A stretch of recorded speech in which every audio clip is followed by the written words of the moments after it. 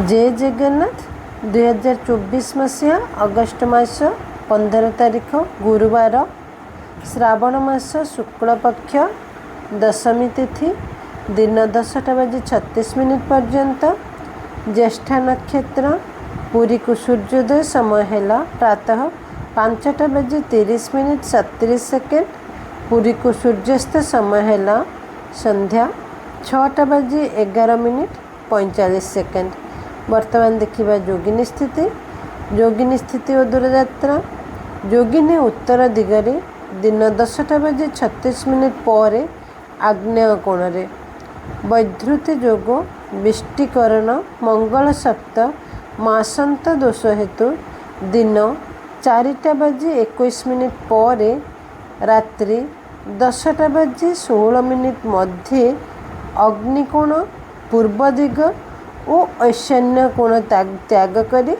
यात्रा करा जिवो।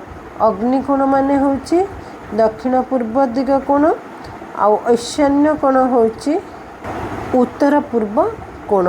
एई सब कोण को त्याग करी यात्रा करा जाई पारिबो केतेबेले ना दिन 10:16 मध्य।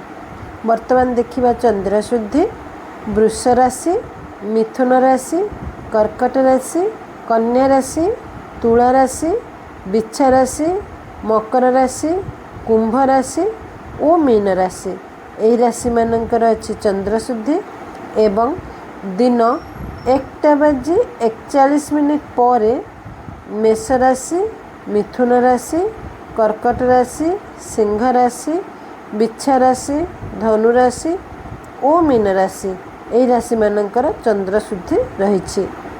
घात चंद्र रही दिन 1:41 पर तुला राशि और कुंभ राशिर घात चंद्र।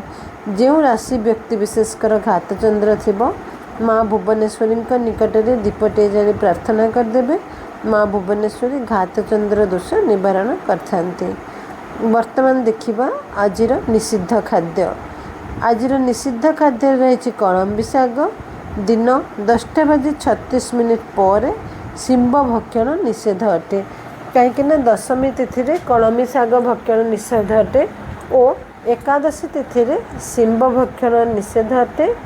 दिन 10:36 पर एकादशी तिथि लगुथिबारु एकादशी तिथि रे शिंब भक्षण निषेध अटे।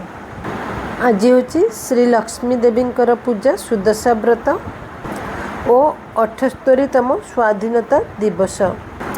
आज शुभ कर्म रही दिन 4:21 पर सूर्यास्त मध्य 19 नक्षत्रे उग्रदेवता प्रतिष्ठा वृक्षरोपण नौका गठन औषधकरण और सेवन हल प्रवाह बीजवपन धान्य छेदन और स्थापन इत्यादि सब शुभ कर्म आज करा जाय पारिबो। दिन 4:21 पर सूर्यास्त मध्य यही सब कार्य करा जाय पारिबो। तो वर्तमान देखिबा आजिर शुभ बेला अमृत बेला रही रात्रि 1:20 रु 3:44 पर्यंत। महेंद्र बेला रही सूर्योदय रु 7:08 मध्य दिन 10:20 रु 12:44 पर्यंत।